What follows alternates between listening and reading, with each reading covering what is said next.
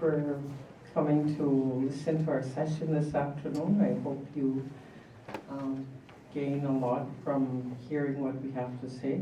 Before we start this afternoon, it's our tradition and custom to say a prayer before our young men sing our honor song and before we get started.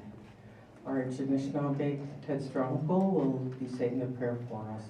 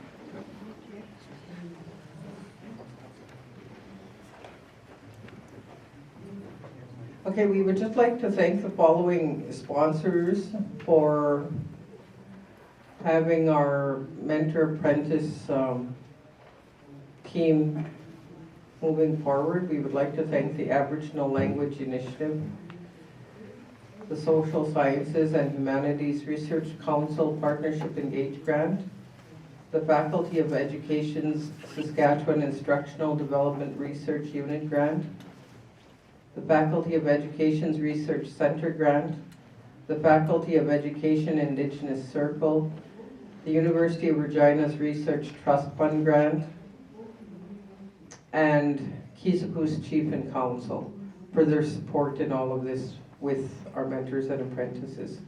Thank you.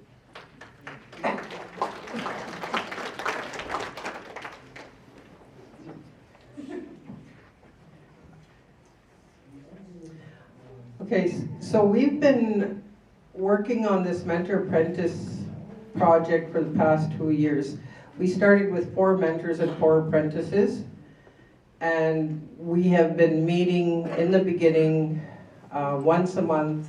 Then we went to twice a month. Then we went to once every week, and now we're back at once every 2 weeks. So the time changes as to how it can fit everyone's time, but the language that's being learned, we say, is language through ceremony, because our young men learn the language through the ceremonies, and which is why we chose the name that we did, was because we are losing our language and we need to be able to speak it in the ceremonies. And I know Anishinaabemowin Cuthbert Kishane also told me one time that he said we need more of our women to be able to speak in our lodges. We need to have more fluent women speakers, which is why it's so important for this project to become successful. Thank you.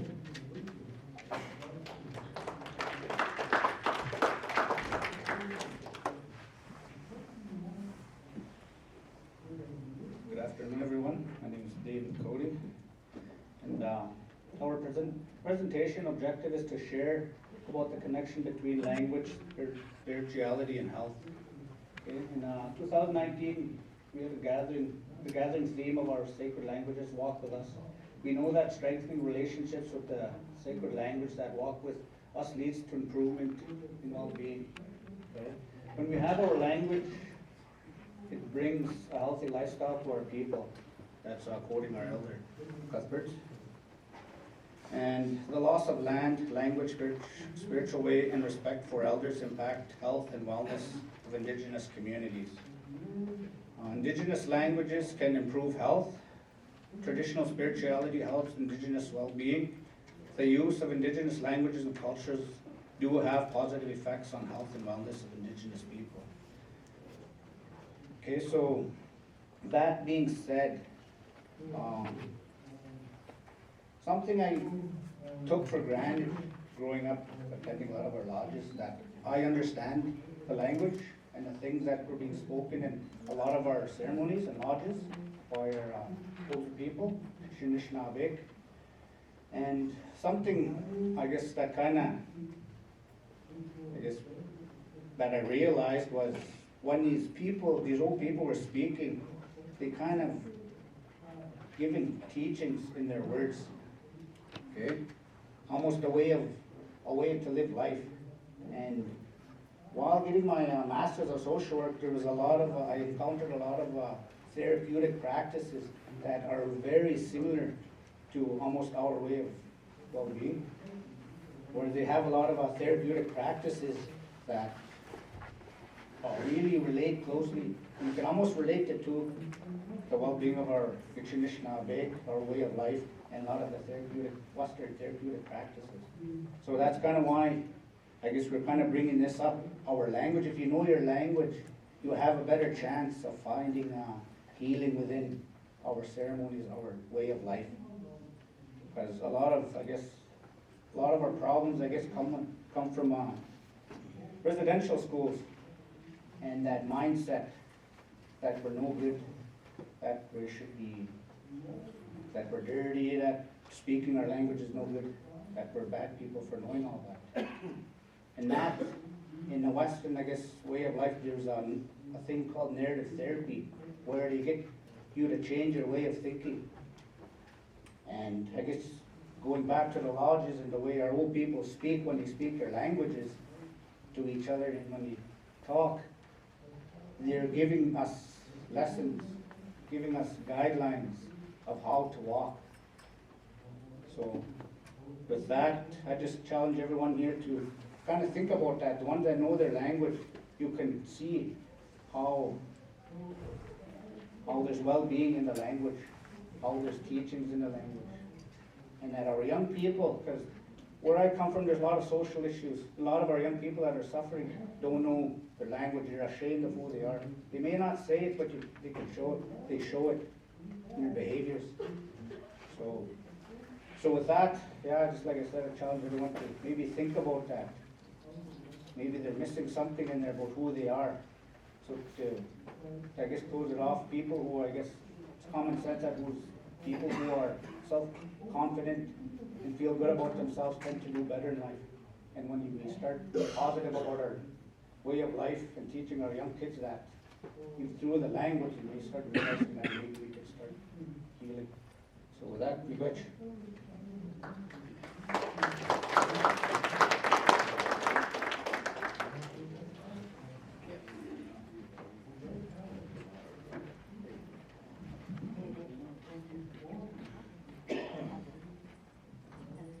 Okay, so now each participant is going to introduce themselves and share a little bit about their thinking around the connections between language, spirituality, and health.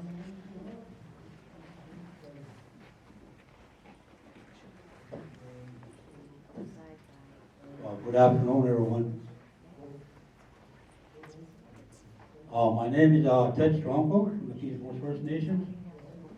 One of the elders that are helping out in this initiative here, what the university is helping us. I'm very grateful for that, for them helping us out.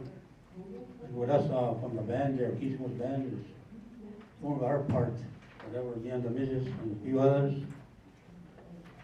I too went to residential school, but I didn't lose my language. To be perfectly, I'm glad I didn't. You know what I mean? Now it's coming to use today.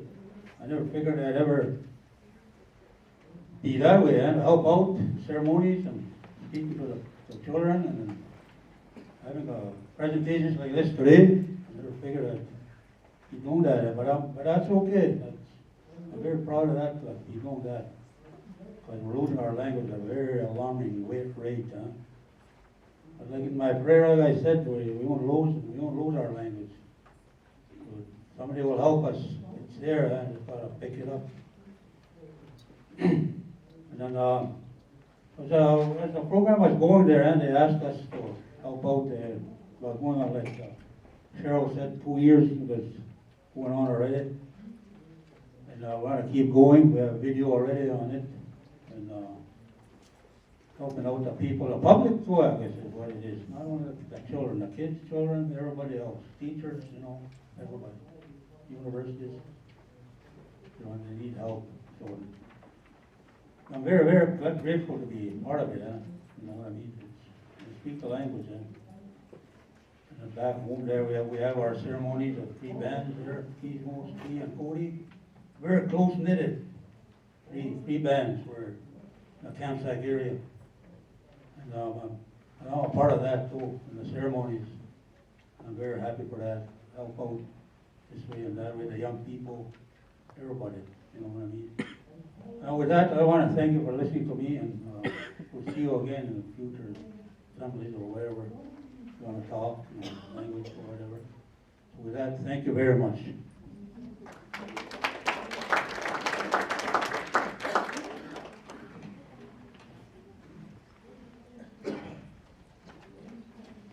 Good afternoon, everyone. My name is Cuthbert Shane.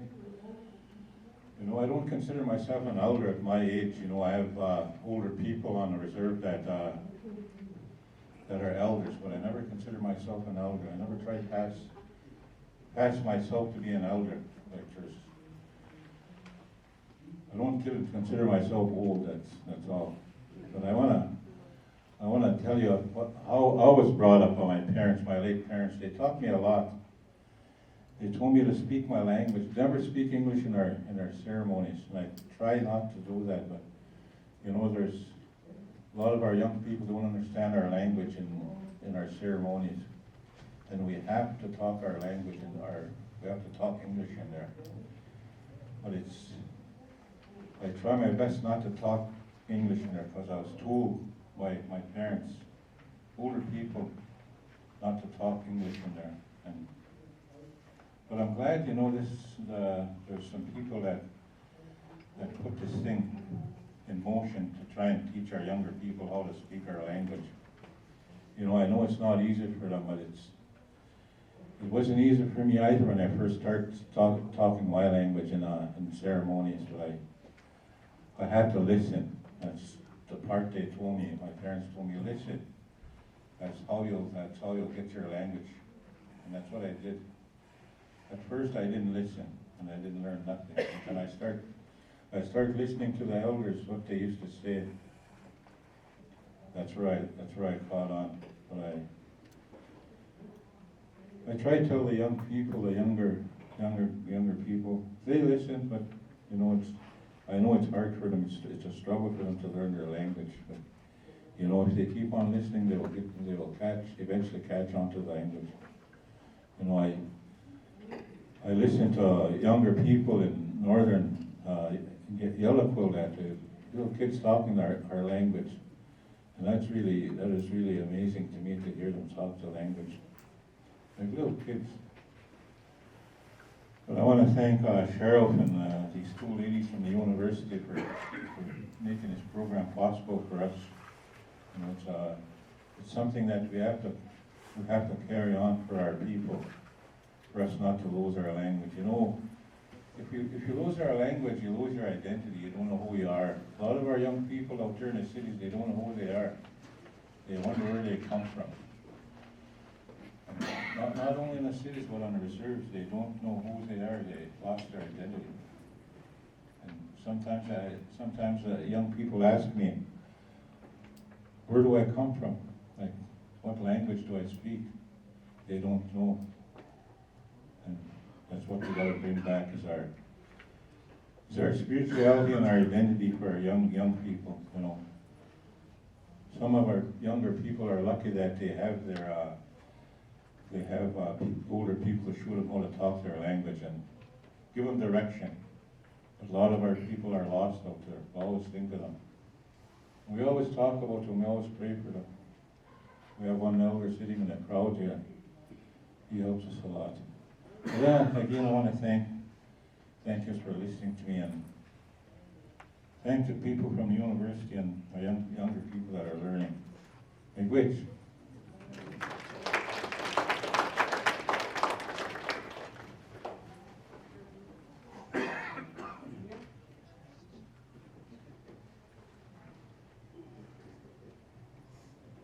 Good afternoon, everybody.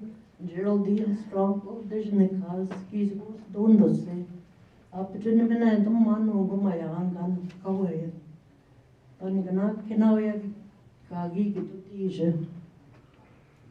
Beno Jekta Shop, Pichigan, Carbonate, Wacha, Anishinaabemowin. Elicha, Chiwi, Junkie Tonic. You have to go get you can the more people.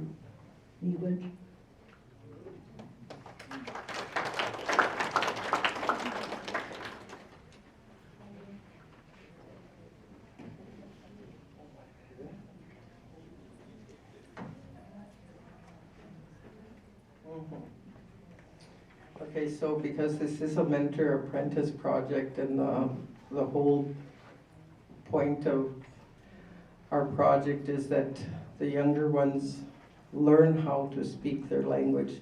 I'm one of those individuals that is not fluent in our language. And that's through my own fault. My parents always used the language when I was younger. I just chose not to listen and learn.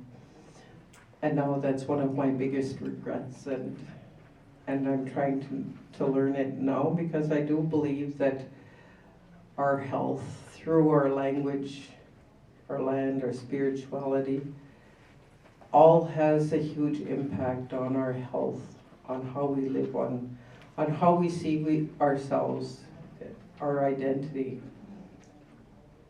who we are. Cheryl Quewezance, Disnikas, Keeseekoose Nandunse. Awin gay ni chi kain dan, wapa minaguk nandinaway maganak sigwa biotek. Gitje Anishinaabeg gikana amagu.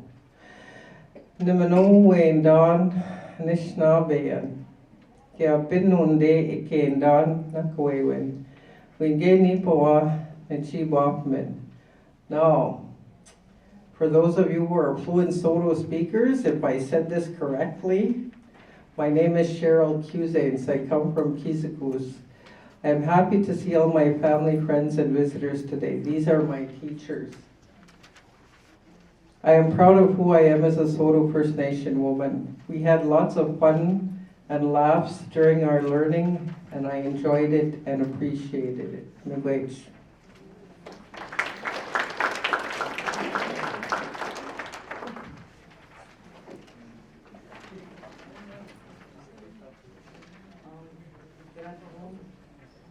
Sandra just because Keeseekoose does the same. I'm glad what I'm taking here. Language, I lost it after my parents passed away. I always with elders, and the ones I sat with, they're gone now. So now I'm struggling to talk it. My grandchildren at home come home and talk to me in their Minnesota.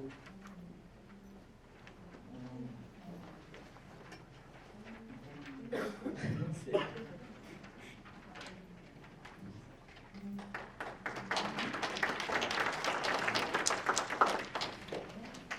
Hello, everybody. Cheryl Quewezance, Keeseekoose First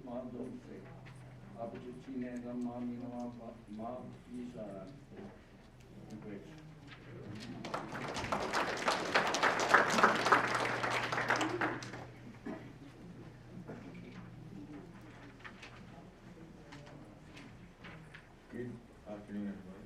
I'm Rob Shane, Keeseekoose First Nation, USA. They don't say.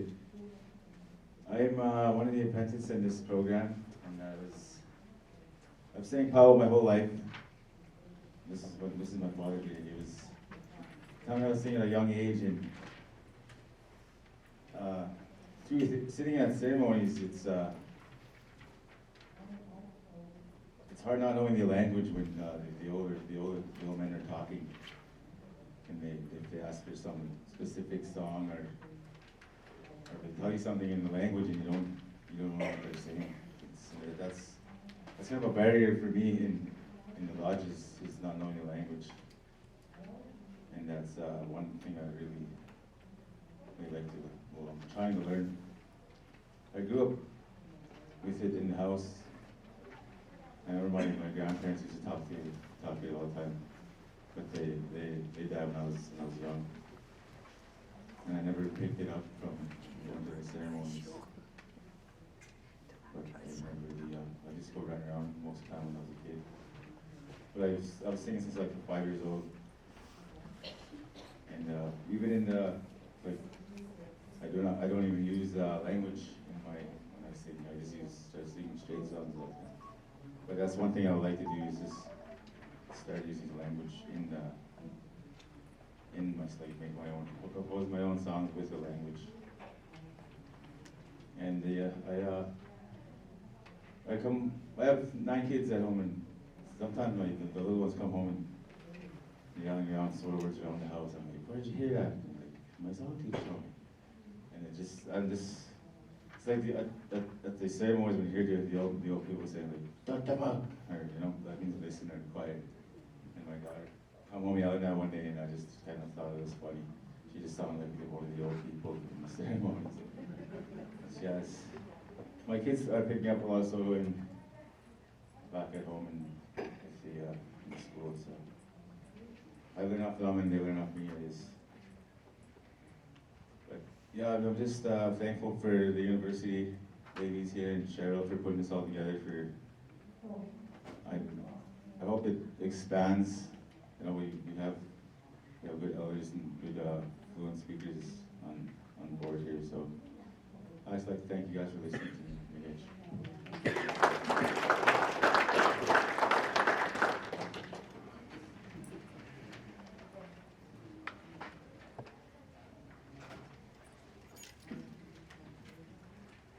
Before we start, in this upcoming election, we're looking for your support. I know it's well, I just wanted to try. I'm just practicing for next year's elections. Ricky Kajimuni and Disney needs to put Keeseekoose and this thing. Sorry, my voice is kind of sore. I've been past few days been singing lost, and I kind of woke up with a really sore voice this morning. So Don't mind me sound like a duck or something. But anyways, with the language, I've been singing for about 25 years now. And I really kind of push that on to a lot of the kids that I teach. I teach drumming at schools and back home with some of the kids that, when I'm always gone, so when I teach in Manitoba too, I do presentations on round dances and our way of life. To me, our way of life, we were losing it at one point, for me anyways. We just about lost it when I was growing up with my grandparents, and we were always at our ceremonies, and we always went to ceremonies, and as a little kid, you play around, and you don't pay attention, you don't listen, and I was one of those kind of bad kids. Or even if I got a licking, I didn't care. I was still went to and did what I had to do. So I was kind of immune to lickings after a while.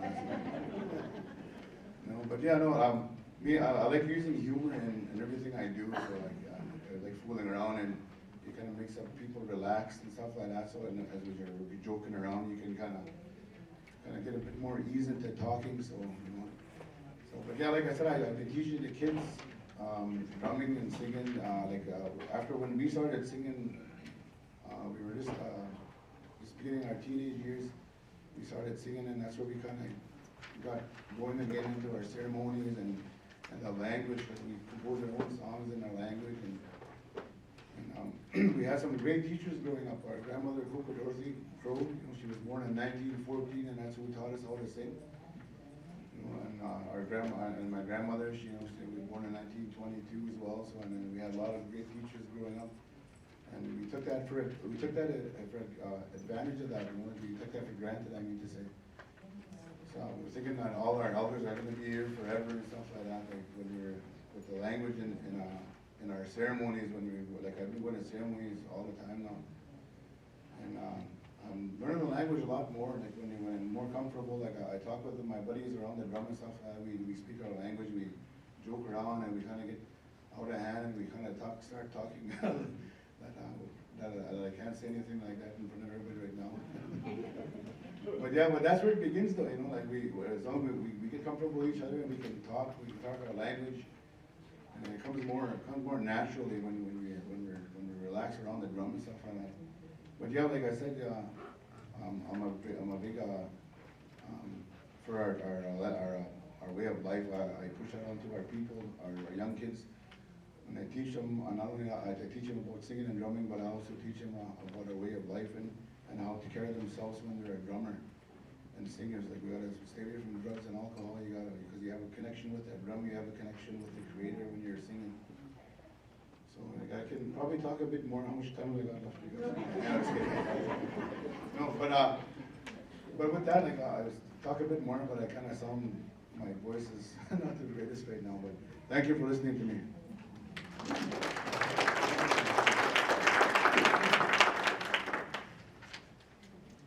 Ani Anishinaabemowin, or maybe I should say Anishinaabemowin, and Anishinaabemowin, we come call Dunjuba and the Dominicin. She shall need them. Ni Baba, ni Mama, Nimki, Wawash Kesh.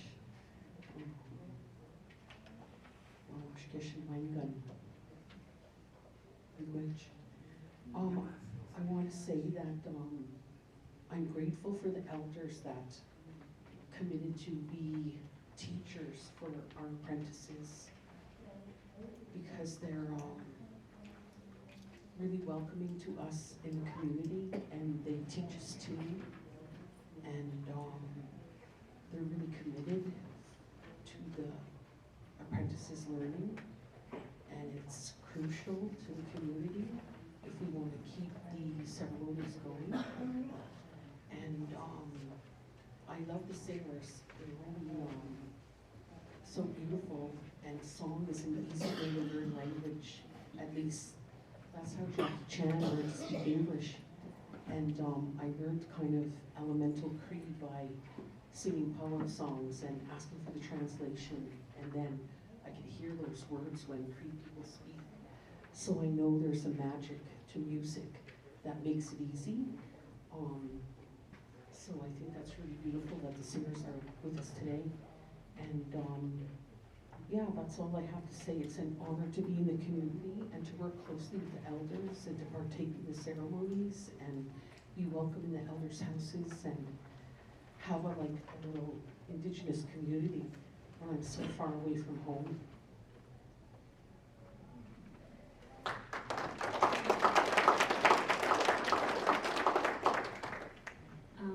Andrea Sterzuk, Keeseekoose Watson Dondose. I'm a professor at the university, and I've been working with my colleague Anna Lee and the rest of the team, the elders and the learners, for 2 years now, and it's just been a really good learning experience. I've just learned so much, and I'm grateful for that, and I'm glad to be working together in this project. That's the name of the video that we've made, Anugimin, which means working together. Yes? Geraldine? Not quite? What does it mean? Oh, all right. Well, they got it from David. So David, what does it mean? Anugimin? Yeah. That was my pronunciation's the problem. Anyway, we're working together. And we have made a video. It's about 12 minutes long. It's on YouTube. So if you want to watch it again or share it, you can. We're going to show it to you now. It's the stories from our project so far. And then after that, we'll have some time for questions, and we'll tell you about the next things that we're working on as a group.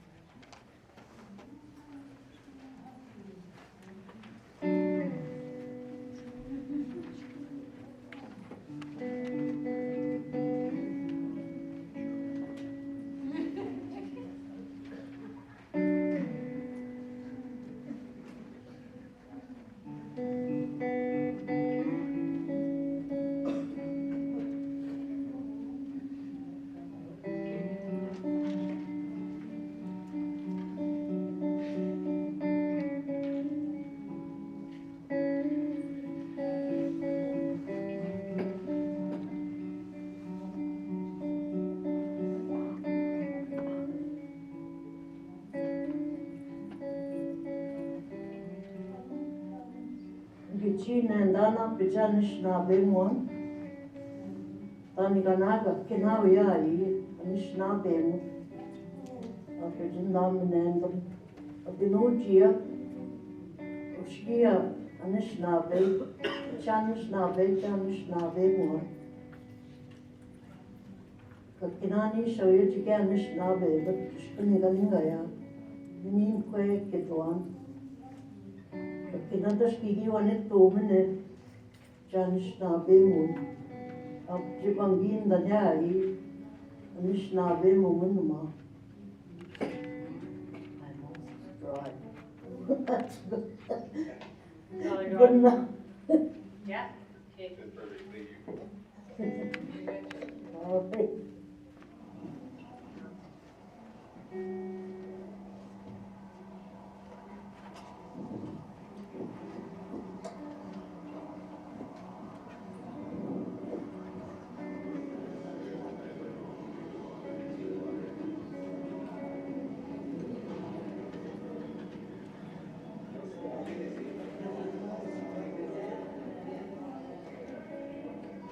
I know we wouldn't be able to bring back the old ways, but you know, we could still keep the knowledge that was passed down to us. We could tell our children, our grandchildren, and them too, they could tell their children, their grandchildren. Be a better place if the Indian people, like First Nations people, if they understood their culture, their traditional ways. When you use the language with the learners today, like at the language camp or when you're working with Alvin, how does it make you feel when they're learning? When they're learning? I think you get a satisfaction out of it, especially when somebody picks up something new. But you gotta, to me, it's gotta be spoken every day, not just once a week or twice a week. It's gotta be taught at home when kids are small. How you say, Grandma? How you say, Grandpa? Yes. We're kind of into it, just whoever we can talk to and that spoke the language fluently, run into them. And I started to see that very few of them I was running into that spoke the language. And therefore I figured I was asked to come to the school sometimes there last year. And the language part a little bit here and there to speak to the classes. Couple of times I spoke to the classes and things like that. And the ceremonies, it's got to be spoken in the language in our three communities here. The doings and everything, the prayers, and the talking, and the day-to-day language with individuals that know to speak the language. Meet them somewhere down on the street in town or here or wherever, talk to them. And some too, they're feeling the same way. The elders that I talk to, they like to talk to somebody that speaks the language. It makes them feel very comfortable. And the same with me. And I was getting less and less, so that's why I kind of going there to help out. With this program, I feel we can put sentences together, actually meet and greet people in our language, which I've learned since we started this program. Are you learning? Yes, I am. I learned to greet. I'm actually gonna start asking my mentor for like phrases to turn them into solo, and I'm gonna put them into songs. Start singing. They call it contemporary style singing when we use their language in our song. So I want to try to do that. I've always saying traditional, just like straight songs with no words, no solo words, but I want to try to go with these solo words. Is that your goal for this year? Yes. Yeah, cool. Thinking about the project over the last year, the program, are there any experiences or memories that kind of stand out? The gathering we have with the other people and the sharing and the stories they tell, we tell. And then just sitting around talking in our own language with one another. The culture camp we had last summer, I really enjoyed it, even though I just come out of surgery, 3 weeks. And I enjoyed watching you make soup outside. I've never done that before. And it was nice, you know. We had a lot of people coming out. Maybe the next one we'll have more, just like this camp we have. There's more people now, yesterday and today. Hopefully the summer one we'll have more. How does it feel when you see more people coming? It's good, because I come from a big family. There was 18 of us in a family. And now we're down to, there's just me and my sister. And I miss that. I come from Manitoba, and it's hard for me to go back and forth to visit. And most of my relatives are gone now where I come from. So my home is Keeseekoose. This is where all my kids are, grandchildren.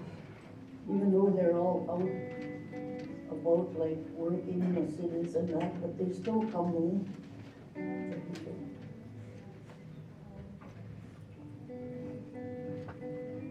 Next. Sorry, hold on. Okay. What made you decide to get involved in this language project? It's something that I've been wanting to do. And listening to my grandfather and my grandmother from the stories growing up, they said that because of the kinship, I was living with my grandparents when I was younger, and they said I was already starting to speak the language. But when I moved away with my mom, I lost all ties. So in wanting to learn the language, it gives me an opportunity through here. And the way I see it, I learned backwards. I learned how to sing. I learned how to participate in ceremonies.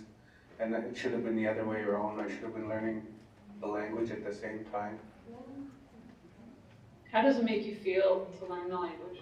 It makes me feel proud that that I have an identity, but at the same time it gets frustrating because I find our language is very hard to learn because of the pronunciations, and certain pronunciations or certain words, the way you pronounce them, it can mean different meanings, and you're kind of scared to, when you talk or when you speak with an older person, you're scared to say something because you're scared it might mean a different meaning and get them upset, or kind of basically, how would you say, offend them, you know, and it's basically, it's a tough language, but I'm hoping that I can pick it up and then be able to not be scared, you know what I mean?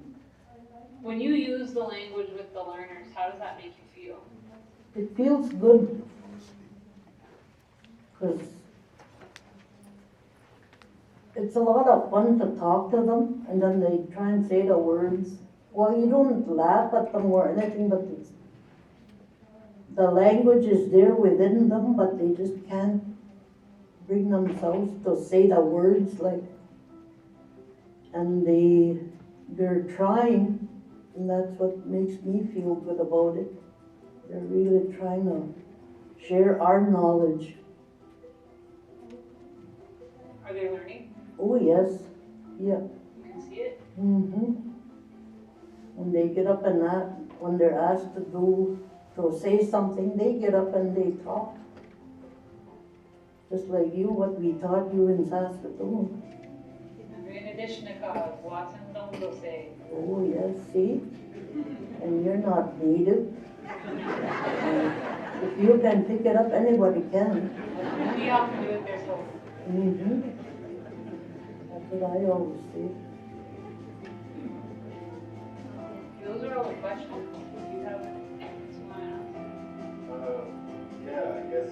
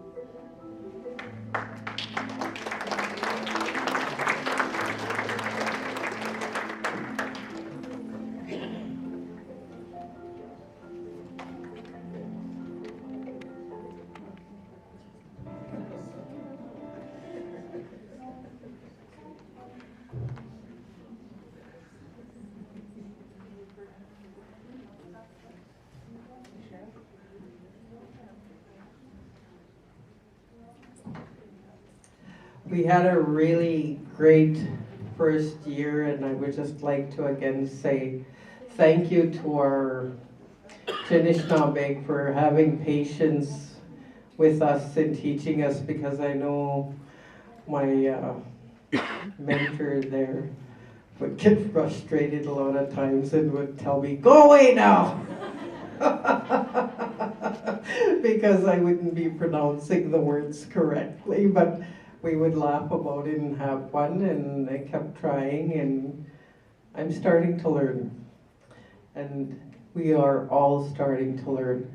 But that's why it's so important in working with your Anishinaabeg and with apprentices in your community, because it does bring identity. It does make you feel good about who you are. Whether if it's the Anishinaabeg, it brings happiness to them, or the younger people, it also brings happiness to them because they're learning about who they are, they're learning about their past way.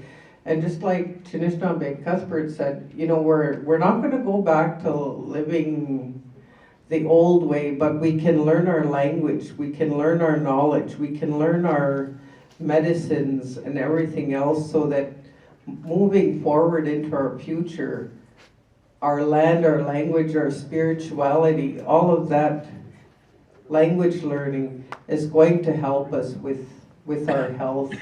So moving forward, we're going to, the video that you watched just focused on the mentors and apprentices for the first 2 years.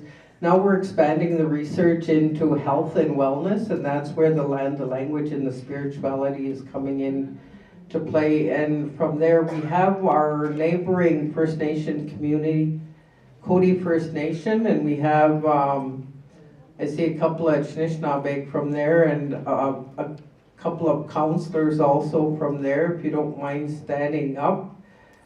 Langford Whiteoff, Anishinaabe. He's one of our mentors going forward with this new extension of our research. There's Arnold Pelly, Robert Sebright, Pam Whiteoff. So just to give acknowledgement to them, and if I've missed anyone else that's in here from Cote First Nation, please forgive me.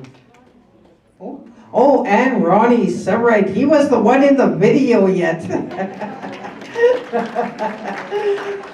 Actually, I have to commend him because he did an awesome job for us that one summer camp we had. He taught our children how to sing 2 songs in a half hour. Now, if anyone can do that in a half hour, they are someone special, especially in the language. So, thank you, and now we'll take questions. We have about 10 minutes for questions. I've also handed out a questionnaire on behalf of the Saskatchewan Indigenous Cultural Center, so if you could fill it in, but we've got about 10 minutes, so please.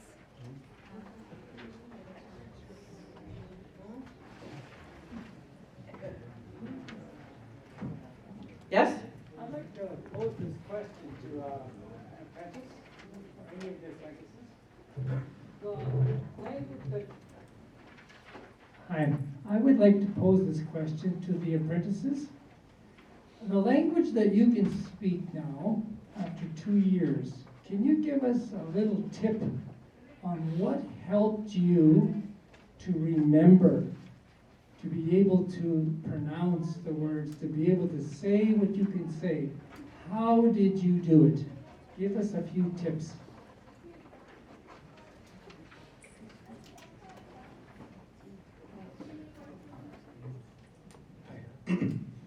I was, we all had our own ways of learning styles, so I was one to write it down. I don't know if I was typing it correctly or what, but I would just write it down, and that's how I remembered in my head the way I wrote it down. So that was my learning. I think we all had different techniques of learning the language, but I like to write it down. But most of my spelling was probably incorrect, but it was correct to me.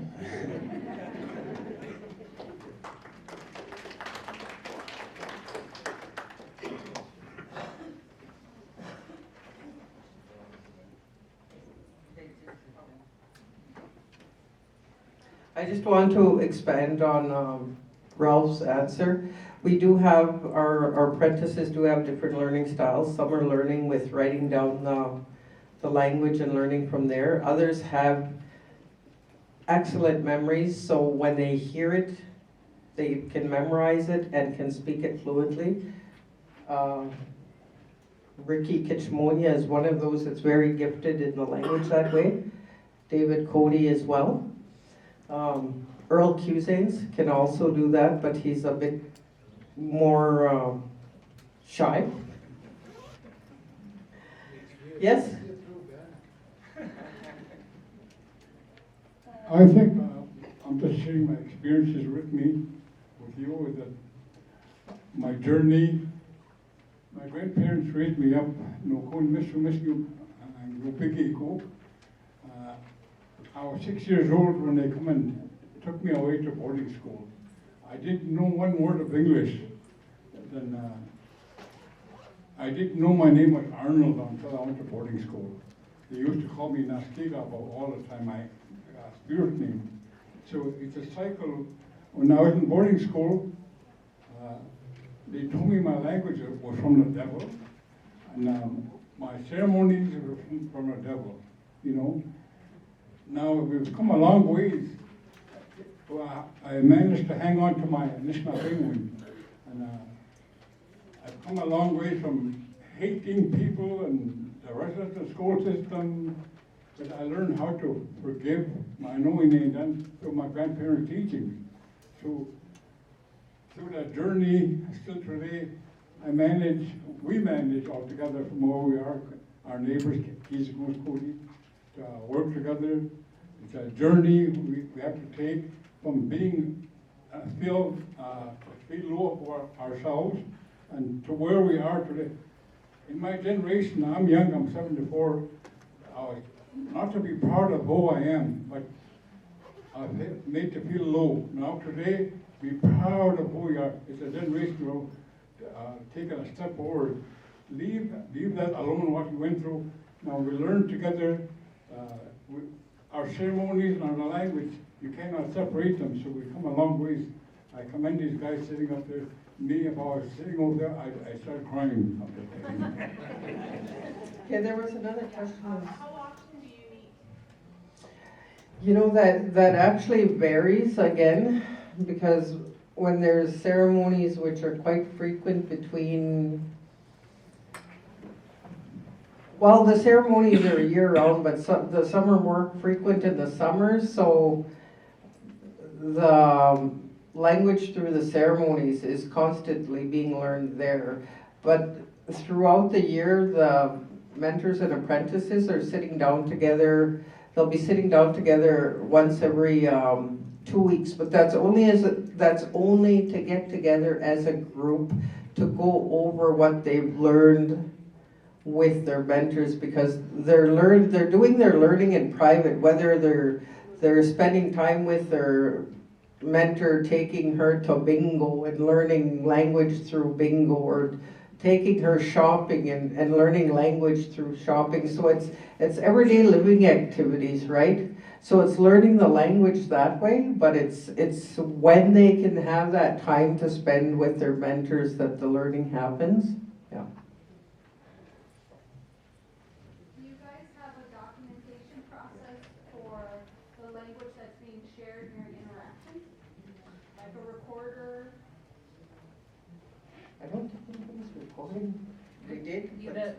The apprentices do have recorders, but they didn't use them.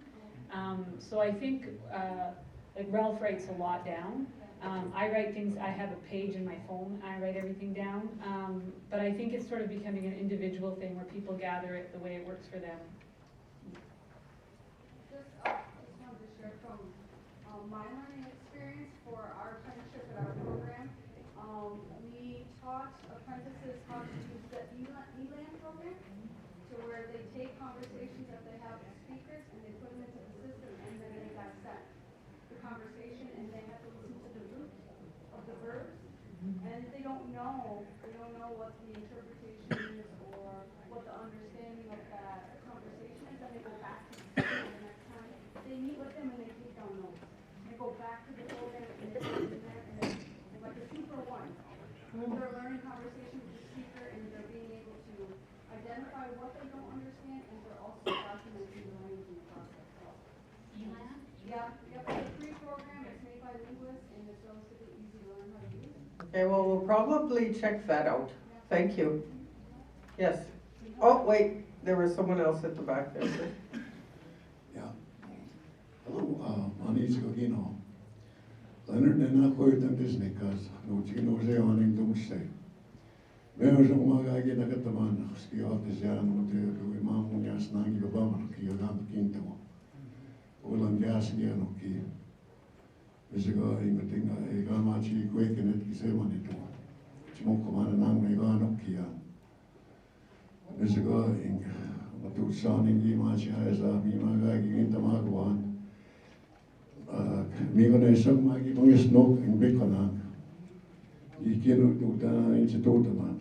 Misigo matut soning gi goite.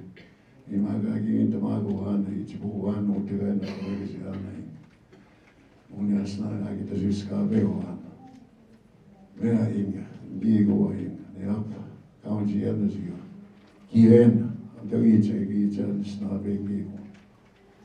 Ongi asin, ongi asin de nago, Keeseekoose Gagi Zwate, Matutsan. Agi goichego. Misigan ongo manogum, Gagi astutomo, Nasabe Nisa Sen. Chicken Ozean, in the Wagaya, in Wadi Nanda Hamego. It has to give us going to be to give me on the half scoring and the Wagaitan. I've always been a team player. Wherever I was in the oil patch for 35 years, and I worked all over this world and this country and North America especially. And I was always a team player, and I've always trained young people. And I use the same attitude here. Starting with my grandchildren, you know, there's nothing sweeter in this world than when I hear the word mushroom. I have 7 grandchildren. Every one of them, that's the only word they know. Because I tell them once, if I tell them some more, there's too many, and they get distracted by their studies and stuff. So sometimes with my daughters and my sons, I use voice memo on my phone. I do recordings and I show them off to them. Or I email them a bunch of 3-4 pages of words on through the internet, and that's what I use. And my son was driving me nuts. He's working in Texas, and Dad, how do you say this in the middle of the night? He'd wake me up 3 o'clock in the morning. You know, he's slow drilling. Jesus, I said, what's your email address? I said, what do you want to know? So I just fired off about 4 pages of all kinds of words. He left me alone for a while. And the next sweetest word that I really love, I've heard it recently here, is I have 3 great-grandchildren. I explained to them how we're related down to Cote. So, to make it easy for them, I say, just call me Dan Coop. You know, so this little girl, she's about 2 years old. That's what she calls me. Bye, Dan Coop. You know, so that's what I do. You know, so this is my second gathering this year, and I went to a few plows, and this is why I was told to come here for to get back. You know, because I left my other life over there. You know, where my culture was non-existent. It was work, sleep, and I worked 320 days in 1 year. I never seen my family. I was always gone. So it's a pleasure to be here now. I wouldn't want to be any place else. See, by Asagayonin, Disney, guys. That is name was given by my grandfather in Cote officially. Thank you everyone for your questions. Unfortunately, we're out of time, but I'm sure that the presenters would be happy to speak with you during the rest of the conference.